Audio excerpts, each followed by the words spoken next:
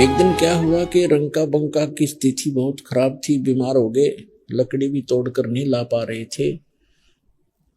एक दो दिन आहार को भी हो गए थे, फिर तीसरे दिन वो लकड़ी तोड़ने के लिए चले थे।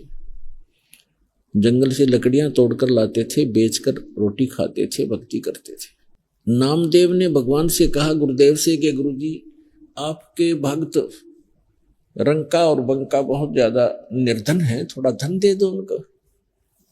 परमात्मा बोले, भाई धन तो दे दूं पर वो लेना नहीं चाहते।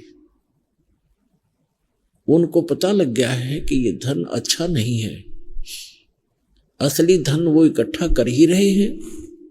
कबीर शब्द निर्धना धनवंता ना कोय, और धनवंता सो जानिए जिस पर राम नाम धन होए। नामदेव बालक था, बालक बुद्धि हमारी, हम चाहे भगवान के साथ रहें तो भी अपनी बुद्धि का प्रयोग हम करते ही रहते हैं। नामदेव ने कहा कि भगवान कुछ तो दे दो, क्यों ना लेंगे, बहुत दुखी है, 2 दिन तो रोटी खाई हो गए उनको, आज लकड़ी तोड़ने गए हैं बेचारे। परमात्मा बोले, चल मेरे साथ। तो भगवान ने एक थैले में जेवर भर लिए, जेवर आभूषण सोने के अच्छे, 1 किलो 2 किलो के लगभग। और रंका बंका जंगल से लकड़ी तोड़कर आ रहे थे, रास्ते में डाल दिया। वो थैला खाली करके एक झुंड की आड़ में दोनों बैठ गए, गुरुदेव और नामदेव।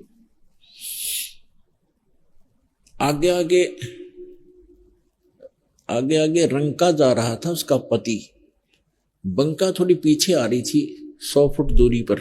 धीरे धीरे, वृद्ध थे, कमजोर भी थे शरीर से, सिर पे लकड़ियां थी, धीरे धीरे आ रहे थे। तो रंका ने पहले देखा सोना पड़ा है बहुत घना, पीछे देखा अपनी पत्नी की तरफ कि कहीं उसके मन में दोष ना आ जा, औरत को गहने बहुत प्रिय होते हैं। तो उसने क्या चाहा कि उस मिट्टी से, पैर से मिट्टी से उसको ऊपर मिट्टी डाल दो सोने पर, ताकि पत्नी को दिखाई ना दे, कहीं इस या नीयत खराब ना कर ले, भक्ति बिगड़ जाए इसकी। अब उसकी पत्नी ने दूर से देखा कि पति खड़ा क्यों हो गया, क्या कर रहा पैर से, क्या दिक्कत आ गई उसको। तो उसने ध्यान से देखा कि तो सोने के ऊपर मिट्टी डाल रहा है। वह समझ गई, कहने लगी, चलो जी चलो, क्यों मिट्टी पर मिट्टी डाल रहे हो, चलो चलो, क्यों मिट्टी पर मिट्टी डाल रहे हो। तो वो चल पड़ा, किसने देख तो लिया ही। अब वो भी आगे छोड़ के नौके नु चलेगी आगे को, नहीं उठाया उस सोने को कि भाड़ में जाओ ऐसा सोना। परमात्मा कहते हैं, कबीर इतना दीजिए जा में कुटुंब समावे, साईं इतना दीजिए जा में कुटुंब समावे, हम भी भूखे ना रहती थी ना भूखा जावे। कबीर सब जग निर्जना धनवंता ना कोय, धनवंता सो जानिए जिस पर राम नाम धन होए। अब फिर परमात्मा ने कहा, बता भाई कैसे दूं इसको, नामदेव कैसे दूं इनको, बोल। परमात्मा ने कहा, नामदेव तेरी अकल ठिकाने नहीं आई अभी तक। जिन भक्त जो सतिथि आज इन भक्तों की है, तेरी पता नहीं कब बनेगी बेटा। और जब तक इस अतिथि में नहीं आलेगा तब तक भक्ति मोक्ष प्राप्ति नहीं हो पाओगी तेरी। अभी तो आप संसारिक सुखों को प्राप्ति और दूसरों को प्राप्ति के लिए ही प्रार्थना करते रहते हो। इन सब घटनाएं को देख करके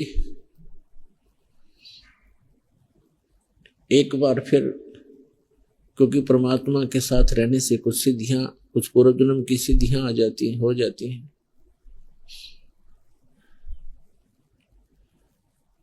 तो इस प्रकार परमात्मा नामदेव जी को फिर परमात्मा ने पुनः उपदेश दिया, दोनों मंत्र दिए, तब उस पुण्यात्मा का मोक्ष हुआ। कहते नामा छिपा ओम तारी, पहले ओम की रट लगा रखी थी उसमें, उसकी तारी माने लौ लाग रही थी, ओम नाम ही जाप करता था।